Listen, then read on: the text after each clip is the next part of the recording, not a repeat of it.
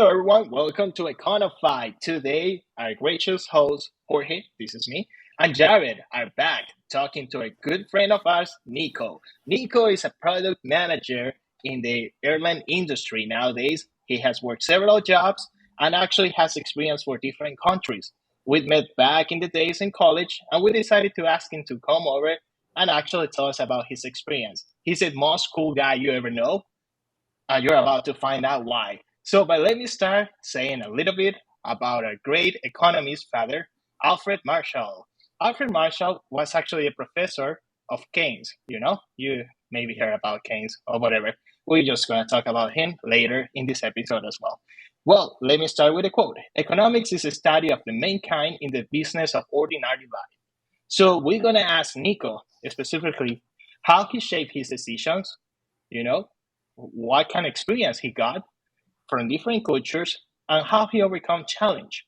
We believe that Nico has a very multicultural experience that helped him to define different solutions for different products, for different problems in a different way. So Jared is going to take us from here with a few questions, and this is going to be the most conversational podcast you ever heard from Econify until now. Jared? All right. Yeah. Thank you, Nico, for joining the pod today. Very curious to hear about all of your cultural experiences around the world and how it kind of led up to your current role as a project manager in the airline industry. So let's just step back and just tell us a little bit about where you're from and, what are some of the adventures that you've been on? Sure, gladly. Thank you again for having me. Very happy to be here, Jared and Jorge. Sure, so I'll take it back. So I was born in New Orleans and I moved to Atlanta very young age, a few months old, and then I left the US when I was 6 and I moved to Mexico with my family. My dad got a job over there. We were stationed, my father worked for the government, the United States government. And when I was there, I was 6, so I was doing, first grade. So I got to, learn to be with other kids from Mexico and different.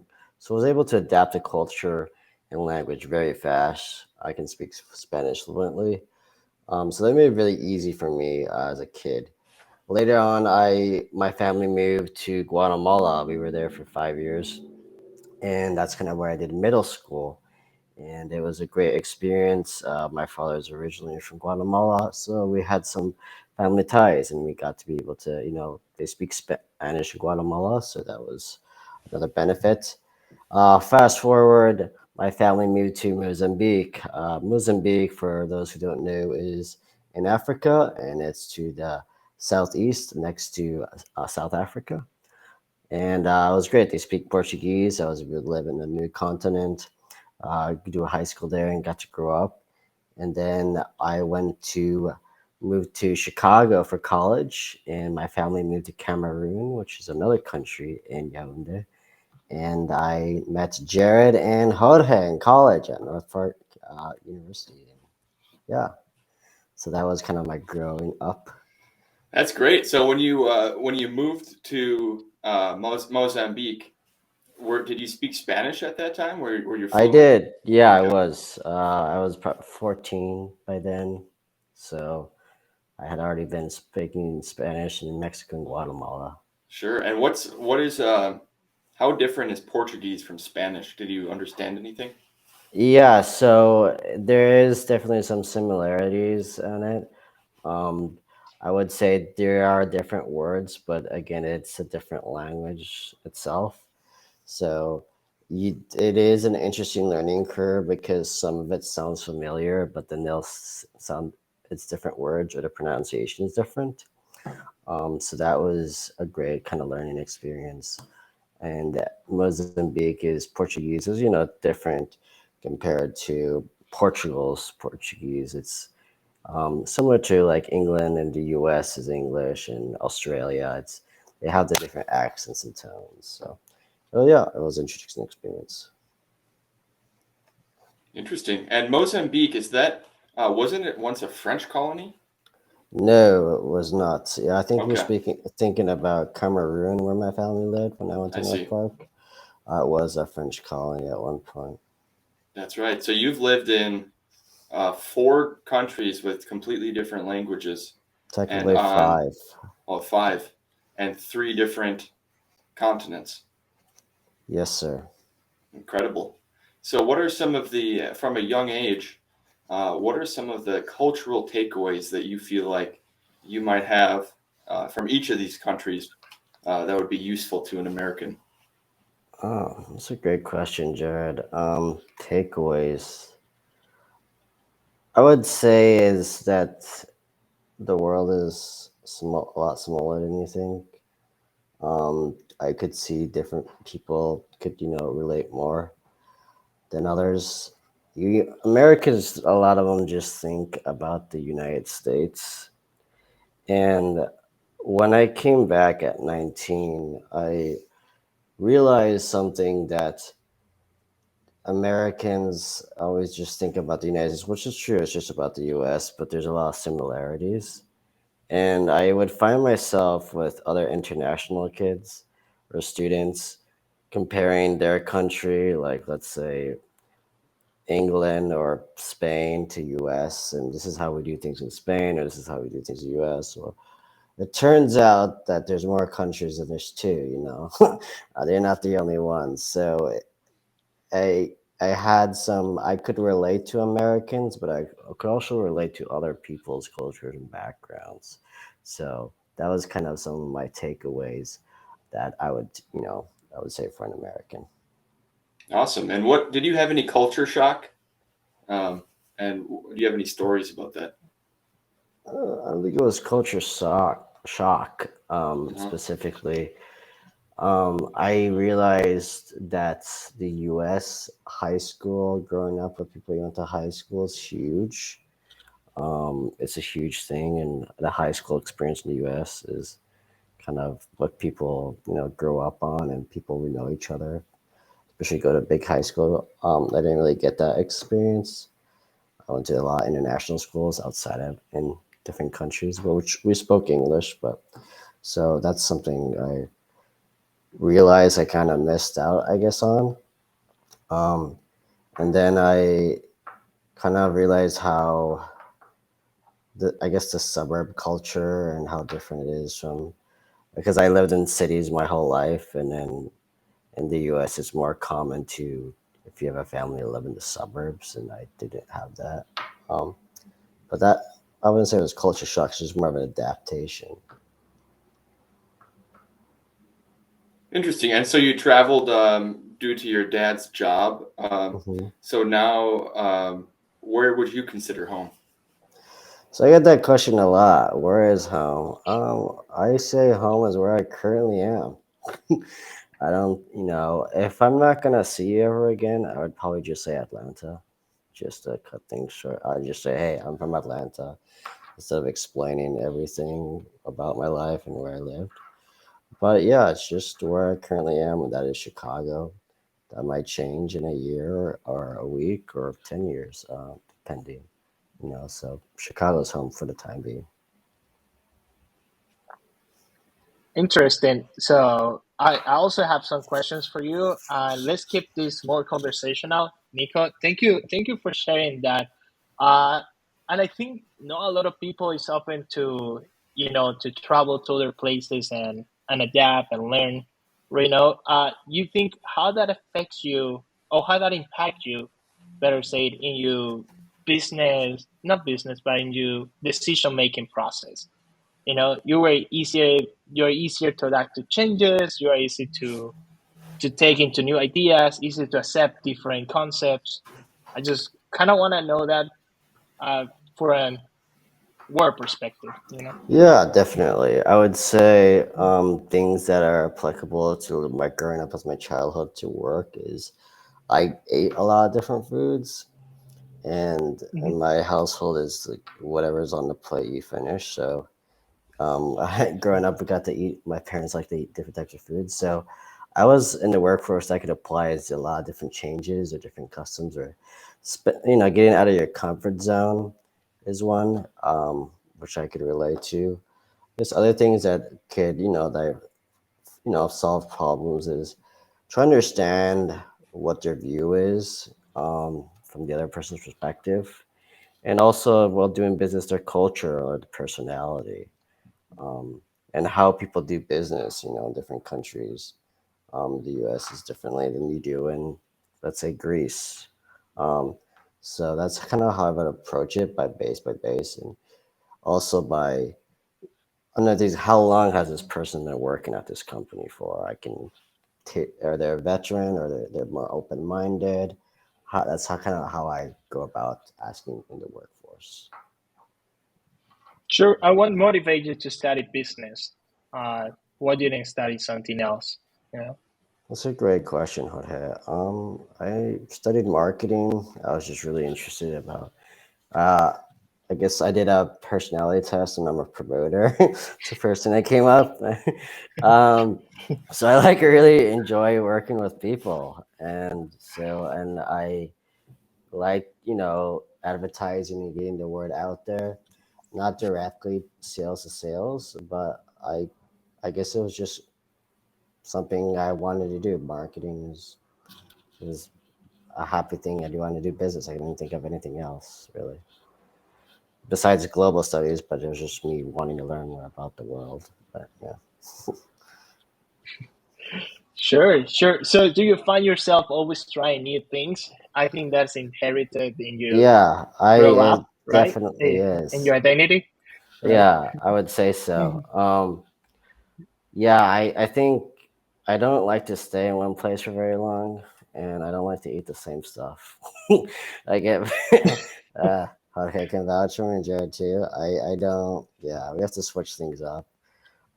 So I don't, yeah, I would say try new things. It gets too repetitive. I don't want to do it anymore. I don't, I want to go and do different things.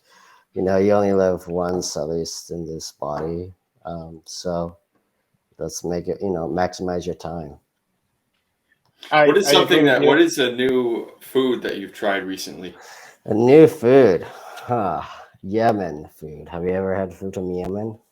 I have not. Oh, I highly Yeah, but recommend now I it want too. it. This guy Wow. always get me hungry. Really? I'm surprised, Jorge. Okay. Yeah, we'll have to make it Oh yeah, next week. Maybe I'll bring it up. and in a face that I'm trying something new every week, my friend. So, Wow. You've come so and far. yeah, So, what is a I can't staple believe. in Yemen food? Is it like seafood, or is it more like Turkish style? Or what's it It's like? more, I would say, yeah, Turkish style, Middle Eastern. I don't want to call it seafood specifically. It's kind of a certain type of bread, but yeah, it's food that I definitely So, enjoy. so Nico, we're trying to do. Let's do kind of like a personality test, right? Sure, Let me go tell for you it. so far what you told us, right?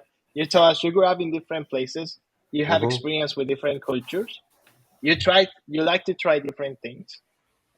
You work in an environment that's very creative, but also problem solving and a little bit of salesy, right? Very objective oriented. Um, you like to have different type of friends and also meeting different type of people. That's what you like your inner circle to be. I'm guessing based on what you told us. I am Yeah, correct or no? no, yeah, I'm correct. That's a great point. I Mhm. did, I guess, back to Jared's culture shock. I always grew up kind of, I make friends and then I'm gonna move and then I'm gonna make more friends. So it was kind of like in college, I had 8 groups of friends, which is a lot. But I wanted to Yeah. be connected, and I wanted to know where everything was happening.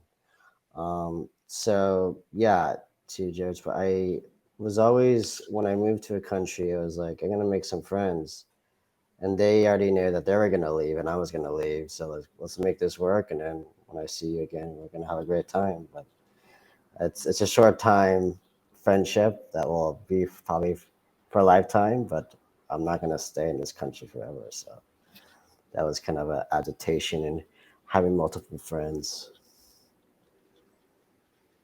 No, that's very interesting. So now I have a really good question for you in Hmm. terms of like how do you define wealth?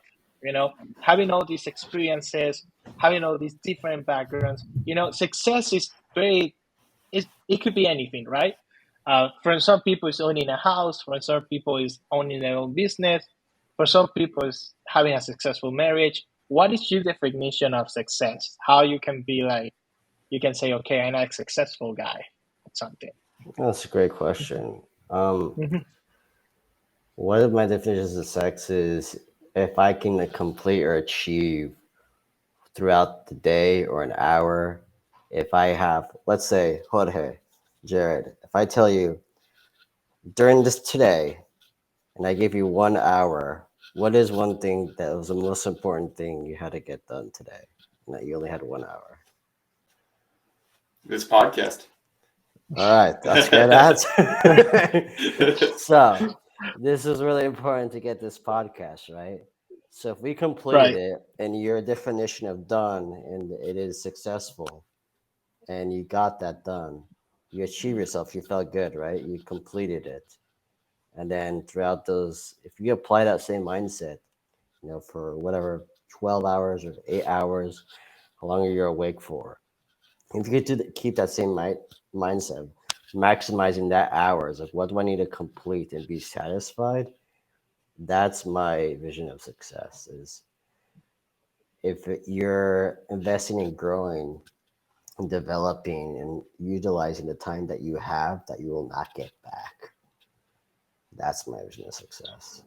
Interesting. So, how's your definition of being wealthy then? Wealthy. Well, once is financially secured, right? Is I have money that I don't have to worry about other things, right? I'm not thinking about my mortgages. I'm not thinking about, my kids' tuition or groceries, or if I am happy where I am financially and I don't have to look back or worry about it or have to look at a receipt to make sure that I can have enough money to do it, that's my vision of success, I would say. Interesting. That's very good feedback because we did talk to many people and I think everyone gave us different definitions, right?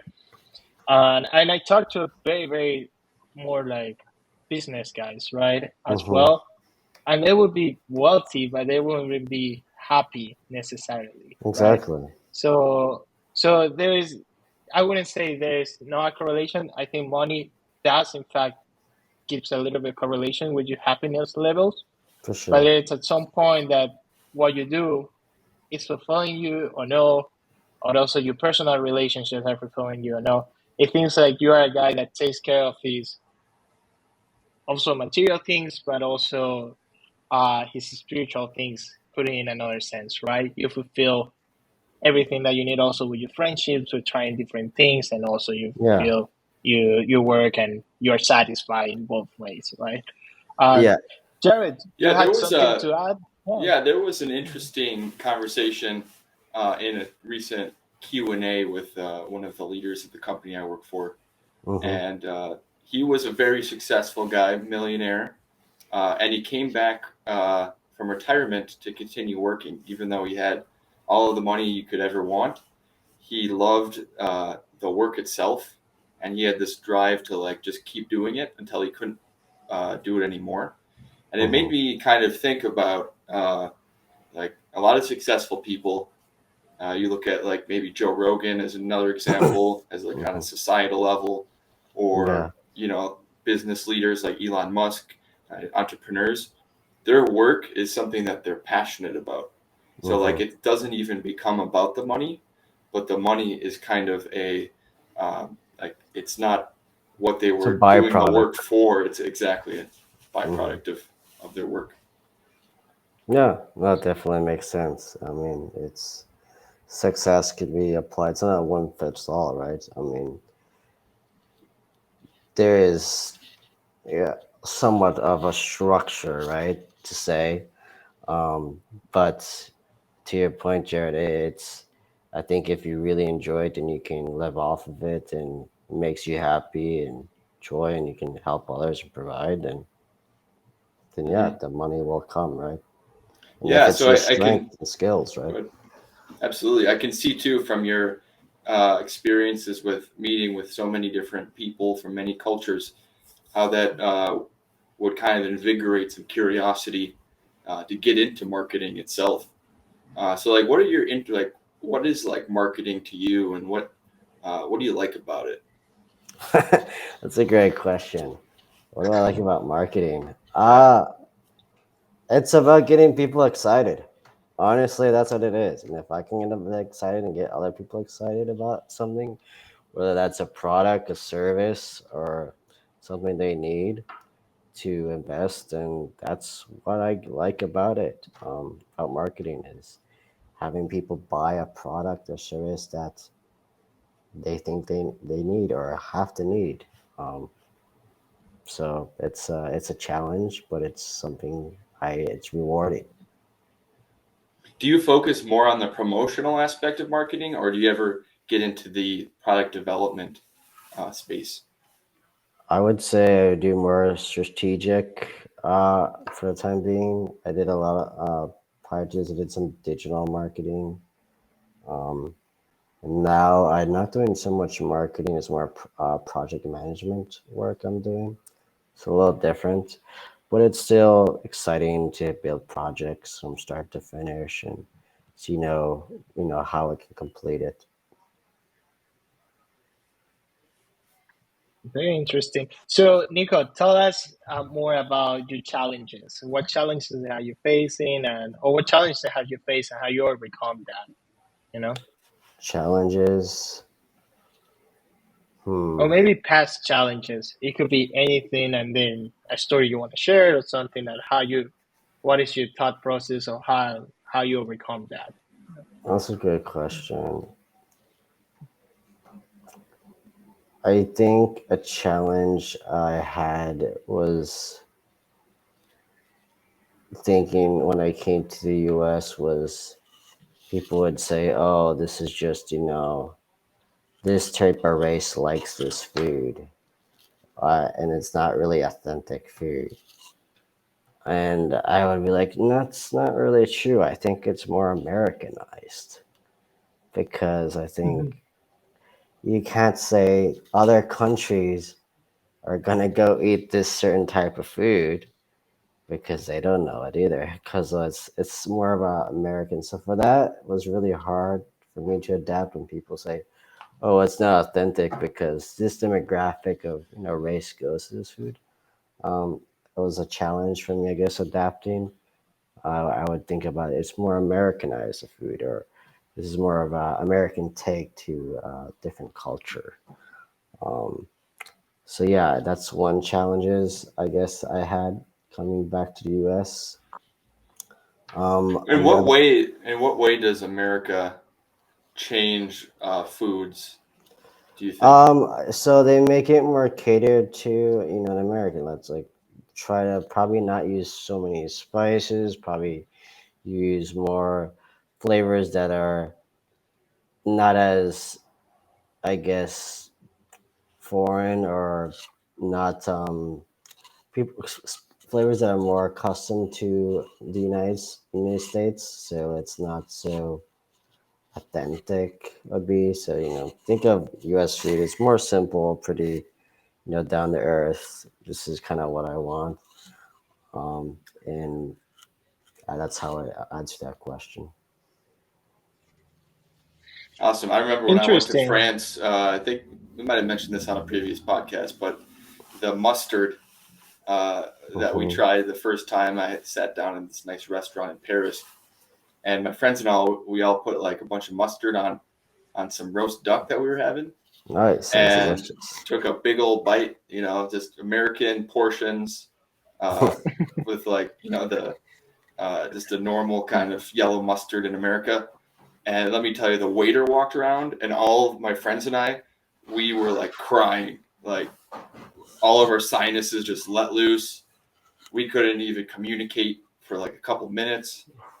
My friend was like on the border of hallucinating. It was so Wow. spicy. And eventually we got out of it. We kind of felt good. We were like, whoa, like whenever you go through something hard, you kind of afterwards you're like, all right, that's over. Not we learned something today. But Yeah, to it's your point, it's like very heavy on the mustard seed. And in America, like we don't like doing that kind of stuff. We like to make it very Simplifies. palatable for the masses, Yeah, for sure. Go big or go home. Simplify it. All I need Yeah. is a cheeseburger and cheese and fries, right, Jorge? It used to be like that, Super size me, right? Super right? size. Uh, Yeah. super Yeah. size. So that's very interesting. So what's next for you, Nico? What's next in your life, in your career? Yeah, Tell I us. I really want to. I guess the airlines industry is something I really want to be a part of. Something very exciting for me. I mean, I grew up on planes a lot, traveling. So I want to really help people travel from A to B, and I'm currently helping with the catering. So it's a pretty fun experience right now. So yeah, that's my short term plans So to the be next able to time you get join. one of those pretzel packets uh, at the um, on the plane, that's because of Nico. I have a small part of that, I would say. All right. um, yeah, I do have a little part of it, Do but you have it's a not. favorite airline food? Huh, that's a good one. The most common, going back to American food, is actually our cheeseburgers. I wouldn't say it's my favorite, but I would say our bistro menu is pretty amazing. So that's the fly after 1,500 miles, you get offered bistro. And I would say our Israeli food is pretty amazing.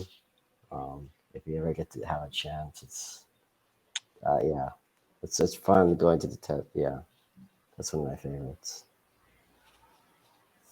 That's amazing. Sun Israeli food. I like it too. Um, yeah, let's just talk about food, guys. I guess. Right. Yeah. Next time Yeah, I'm on yeah, an airplane, like they'll try to give me one of those like what are those those little biscuit things that they give you? I'll be like, actually, yeah, I'll take the cheeseburger, and they're like, You're not eligible for that, Jared. Get off the No, sure, plane." no first class. that's true. Yeah. I would. So Do you so guys it. have any Uh, plans for traveling at all this year? You guys are going anywhere? So it's one of my goals to actually get to know more places now in my Hmm, life. It's one of my, you know, becoming to age type of goals. I do want to travel outside of the United States. I'm thinking either Africa or Asia. I don't want to uh, do the Europe thing. two I don't, big you continents, know, right? Yeah, yeah. So, but I'm narrowing down maybe Kenya or maybe I will go to Thailand, there you go. Japan, maybe Yeah, something different. Totally different. I want something totally different and have that experience. good for you. In the States, probably I'm gonna go a week to maybe a weekend to New Orleans, work there too, or spend a weekend there, and then spending a week in Austin, Texas as well, working Nice. remotely. I want to try different places, travel a little bit, maybe be a month a nomad, Yeah. something a virtual nomad here and there, and get to know people. That's it. Me and my wife want to do something like that, and like I'm very excited for it. You know, Mm-hmm. Jared, you have That's anything? yeah. So I'm still working out the details, but there's a few places that have been on my list for a while. okay. India, North India. So I have a buddy from Rajasthan, There you land of go. the land of the kings. So they have a lot of temples and uh, pretty cool sites there. And then Mm-hmm. the plan is to take a road trip across India Wow. in the east direction, and Yeah, then end that's somewhere in the mountains. Haven't figured it out yet. Another place I'm interested in going to is New Zealand, New just Zealand's because beautiful. I'm Yeah. curious about um, just the indigenous cultures Mm-hmm. and just being in a completely different part of the world seems pretty cool. And then also from our last episode about Zambia, Yeah. um, we got me very curious about Africa and just seeing a whole new continent and see what it has to offer. I think Yeah. when you do like when you go to Europe, for example, it's very similar to the U.S. in a lot of ways. It's still what people consider the West, right? Hmm. But if you go to places that are, there's less of a cultural lineage, you can really learn a lot more about Yeah. humanity Yeah. and yourself. Yeah. Yeah, definitely. And I think, go ahead, Nico. Sorry. I would Hmm. say, yeah, Africa, I think gets overlooked at. I mean, a lot of people like to go to Europe or Asia, but I think we define there's a lot of cultures and, there's 50 countries there. So there's definitely a lot to learn. And it's amazing some of the trips and things I've discovered throughout my time living in Mozambique and Cameroon. Sure. So for somebody who doesn't have any travel plans and doesn't want to hire a travel agent, uh, do you have any advice for them, Nico? Yeah, well, where do you want to go? Let's start off with that. Let's say like somebody's never been out of the country Never been and they out. just got their passport in the mail and they're like, I don't know, the world's a big place. Let me talk to Nico. That's funny. We were just having this conversation last night with her with a friend, right? He's Right. getting his Hmm. new passport. I would say generally, probably this person wants something a little more closer, unless they're very adventurous. Um, so probably they would probably like something like Mexico or Canada, something where most Americans first start off with to not be as shocked. Um, I would recommend countries around there, around the Gulf. Um, but if you really want to, see go out there and to the wild and some countries that will definitely change your mind, I would say Cape Town is very beautiful. Bangkok in Thailand is if you want to shock. Um, What do you mean by Egypt. that? If you just want to just see something completely different, I would say those countries, Egypt or something, yeah, that not so traditional. That would definitely you would look at the world differently afterwards. Did you visit the That's very pyramids? interesting. I have not yet, but it's you can't get on the pyramids. They're very highly secured. That's too bad. I was hoping to bring home one as a souvenir. Uh, Yeah, just that'd be kidding. a heavy load. That's Yeah, I'm yeah. just I'm very not sure how would you fascinated. do that. Yeah, I'm fascinated by ancient cultures, especially. yeah, And I think a lot of people have been talking about Egypt recently and yeah. how unbelievable, like, we still don't really understand how they built the pyramids. Hmm. This is a structure uh, that required like mining from hundreds and hundreds of miles away and like through mountains and like from what my understanding, I don't think it was transported through the Nile at the time. Hmm. And there's water erosion from rain, and it hasn't rained there in thousands of years. So I think a lot of people are very curious about what happened with the Sphinx. Because right now we're just looking at the cultural artifact. We never really Yes, saw it. Apparently, it was agreed. completely a smooth surface, the pyramids. Hmm. And the Sphinx, some people think it was actually a lion, and that one of the pharaohs basically made it recarved in their face. And that's why it has like the face is a lot smaller than if you look at a photo of the Sphinx. Hmm. Uh, the body's much larger than the face is. So that's one of the theories. Interesting. It is, yeah. Yeah, Yeah. I've Are heard there that. any Very world cool. wonders or cultural artifacts in any of the countries that you've been to? I mean, the pyramids in Guatemala are pretty amazing. I would say, um, definitely something you have to experience. Um, going to the jungles was pretty amazing growing up, and then go up. Is this in Cameroon or Mozambique? So, but well, I've traveled a lot. But jungles in Cameroon, I went to jungles, but also like in Brazil, going through Okay. jungles was pretty amazing. I would say another experience was it was in South Africa, national parks. That was something growing up in high school that I could never dream about. Cougar National Park. Go with my family doing that. That was pretty amazing experience to be in the All savannah and right, see all those animals. that's amazing, and that's well, I kind of want to do that now.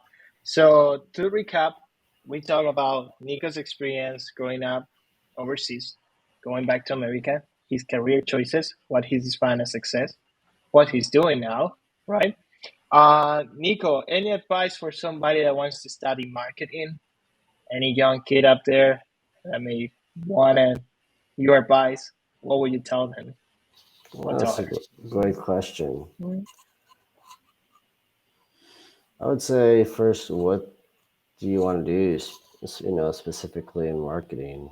Um, I would, try to do your research of what avenue, what is the ultimate goal you want to achieve in marketing. Because, there's different pathways from digital to, more strategic. So figure out where you want to, study and just master that. If you have a clear path, it makes it a lot easier. And also know your strengths. What are you good at within marketing? There might be some things that you're better than others. So, it's really a learning curve, but it'll definitely help you in the long term for sure. Yeah, Absolutely. something we Jared, you talked had about. something to add? Yeah, something we talked about So, on a recent podcast that ties in with that is how people's weaknesses are inextricably linked to their strengths, and their strengths their weaknesses. Mm, And I feel like often I struggle with, do I want to work on my opportunities, or things I don't feel like I'm good at, or do I want to focus on growing what I am good at, my natural strengths? Do you have any yeah. insights on that? No, I think that's an amazing question. Um, I would say, Jared, what is the most important thing for your career? What are the skills that will go to the next level? If that's a position, or certain title, or promotion, within those skills, you say, all right, the ones that are my strengths will give me this position that I want, or my career goals, or do I have to work on my weaknesses to achieve those? And that's how I'd go about it. Is what does Jared want in his career in the next position? What he wants to accomplish? And what are those requirements for that? And then you see, I'm good at this, so I'll keep doing this to achieve that goal. Or I'm weak in this, but I need to work on it to get to that position. Just simplify it. Absolutely. And I all think right. also one thing I've been thinking a lot about recently, and I find it a little concerning, but with Chat GPT and AI Hmm. and all of these things, and you look back in the past, and it'll definitely revolutionize uh, careers in the future. And some careers, unfortunately, will probably no longer exist at some point. Yeah, However, some new careers might that we've never imagined and we don't have today might exist in the future. Look in the past when there was people like phone operators, right? hmm Or elevator attendants, or many of those jobs that don't exist in any capacity nowadays, um, due to innovation. But we have other jobs. So I guess my question to you is, have you thought about the uses of ChatGPT in marketing? Do you see it as a tool, or is it kind of a disruptor in a negative sense? yeah. I mean, to get the short answer is if you're learning and you're knowledgeable, it's an asset. Okay. If you're willing to, change and pivot, it's going to help you. And if you're knowledge about AI systems, it's going to help to your advantage. Now, if you're more traditional and you have a hard time, it's going to have a hard effect on you because AI is going to simplify things and there'll be probably less opportunities in certain areas, but there'll be new opportunities in other areas. I think this new AI system, to be honest, I think it's just people trying to get scared and trying to get views, which it's marketing, right? That's what gets people.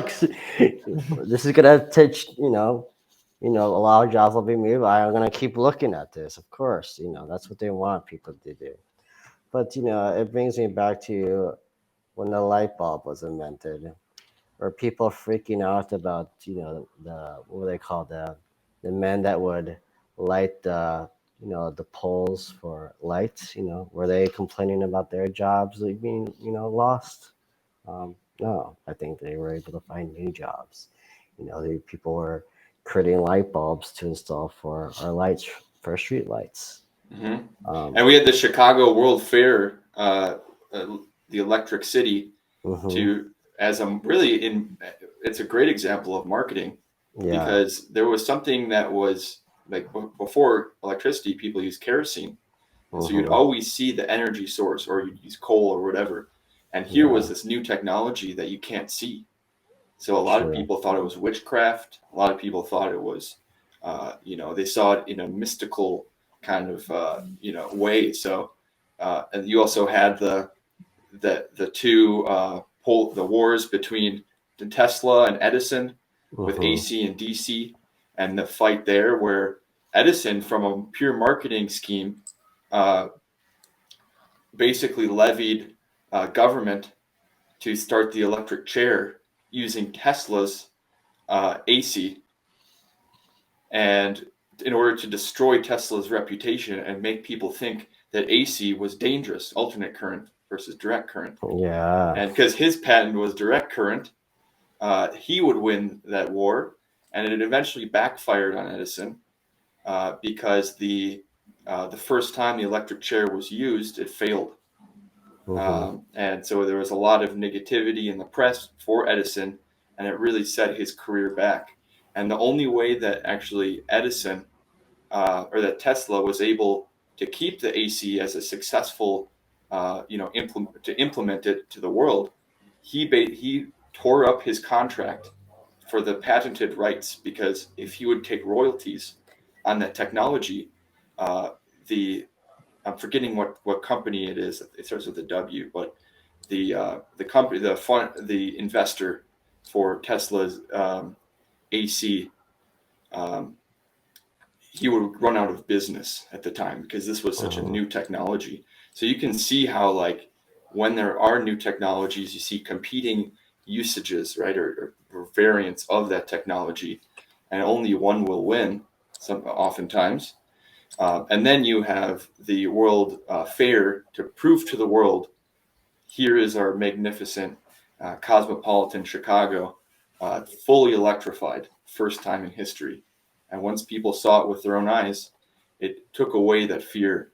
And I think with ChatGPT, maybe it's the same thing where we need to see, like, we see it. How can we use this Yeah, in order for it to demystify it a little? for sure. Um, I think it comes back with the AI system. I mean, we've seen this before. Remember when we were getting, robots to, free checkout, or, to be able to order, foods, in restaurants or supermarkets, and people were, so scared that, all of our jobs are going to be lost, and there's new opportunity, within engineering and new education. So it's just learn how to pivot. The people that are gonna have problem are the ones that are just gonna keep doing what they're doing and are not willing to learn something new, or how to it can these new changes can help them in their careers. So I'm not really concerned about GPT chat. and taking over the world. Absolutely. I think on that note, we can come to a conclusion. Always keep learning, guys. Nico, thank you so much for being here with us tonight. Jared, always a gracious host. Jorge, I'm saying bye. Yeah, Until the thank next you. time. Yeah, No, thank you thank so you, guys. much, Jorge and Jared, for having me. This was a pleasure. Really excited, and keep up the good work. I'm a big fan of your podcast. All right. Thank you so much. We appreciate that.